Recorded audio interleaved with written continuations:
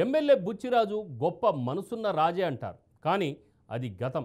మరి ప్రస్తుతం బుచ్చిరాజు మారిపోయారా? తనకు తన తమ్ముడి రూపంలో చెడ్డ పేరు వస్తుందా? నియోజకవర్గంలో బుచ్చిరాజు తమ్ముడు చక్రం తిప్పుతున్నారా? బుచ్చిరాజు కూడా ఇవన్నీ పట్టించుకోవడం లేదా అంటే అవుననే అంటున్నారు నియోజకవర్గ ప్రజలు.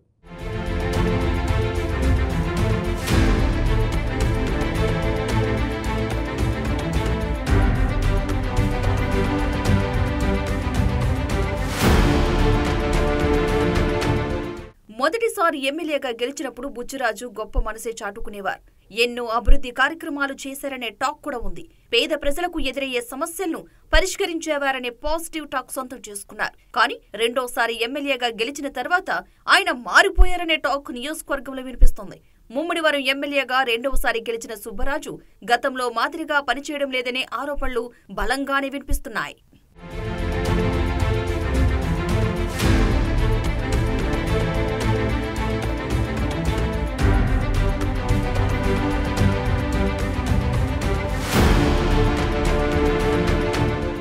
మరి తన గెలుపు కోసం కష్టపడి పనిచేసిన కార్యకర్తలనైనా సుబ్బరాజు పట్టించుకున్నారా అంటే లేదంటున్నారు నియోజకవర్గంలోని టీడీపీ జనసేన కార్యకర్తలు. పార్టీ కోసం కష్టపడిన తమకు గుర్తింపు ఇవ్వడం లేదని కార్యకర్తలు ఆవేదన వ్యక్తం చేస్తున్నారు. సుబ్బరాజు ఎమ్మెల్యేగా గెలవడానికి పాటుపడిన తమను దూరం పెట్టి వైసీపీ బడా నాయకులకు కొమ్ము కాస్తున్నారని జనసేన కార్యకర్తలు ఆరోపిస్తున్నారు. నియోజకవర్గ ప్రజలకు అందుబాటులో ఉండటం లేదనే వాదన కూడా వినిపిస్తోంది.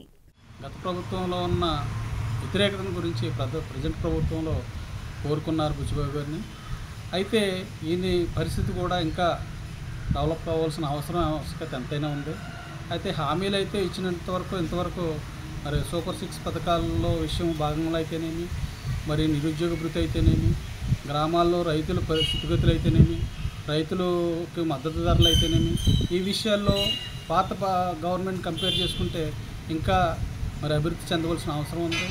రైతుల పట్ల అయితేనేమి, విద్యార్థుల పట్ల అయితేనేమి, హెల్త్ పాయింట్ ఆఫ్ వ్యూలో అయితేనేమి, ఇంకా ముమ్మడివరం మరి ఇక్కడ ముమ్మడివరం ట్రాక్ విషయం చూసుకుందాం. ఇక్కడ పొలం చెరువు గట్టు మీద ట్రాక్లు కూడా త్వరలో అభివృద్ధి చేస్తామని హామీలు ఇచ్చి ఇలాంటి ప్రత్యేకమైన గత ప్రభుత్వం కంటే గతం ఎక్కువ గంటే చేస్తామని చెప్పేసి హామీలు ఇచ్చడం వల్ల మరి వ్యక్తుల్ని మార్చుకోవడం జరిగింది.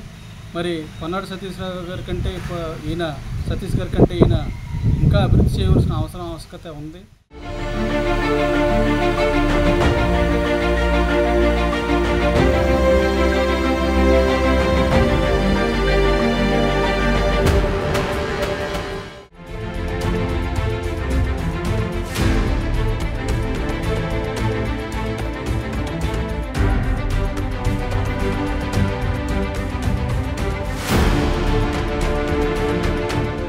ఇదిలా ఉంటే నియోజకవర్గంలోని ఇసుక ర్యాంపులలో ఎమ్మెల్యే తమ్ముడు పృథ్వీ చక్రం తిప్పుతున్నారని ఆరోపణలు వినిపిస్తున్నాయి. ఇసుక ట్రాక్టర్ కి 500 నుండి 600 రూపాయలు వసూలు చేస్తున్నారని పలువురు బాహాటంగా ఆరోపిస్తున్నారు. లిక్కర్ సిండికేట్ లో ఎమ్మెల్యే తమ్ముడు పృథ్వీ బాగానే పెట్టుబడులు పెట్టినట్లు ఆయన సన్నిహితులు చెబుతున్నారు. కేంద్ర పాలిత ప్రాంతం యానం నుండి తీర ప్రాంతం ద్వారా లిక్కర్ మాఫియా అక్రమ మద్యాన్ని మత్స్యకార గ్రామాలకు తరలించి బెల్ట్ షాపుల ద్వారా అమ్మకాలు జరుపుతున్నారనే ఆరోపణలు సైతం వినిపిస్తున్నాయి. బుచ్చిరాజు పేరుకే ఎమ్మెల్యే, పెత్తనమంతా ఆయన తమ్ముడు పృథ్వీదే అనే ఆరోపణలు వెల్లువెత్తుతున్నాయి.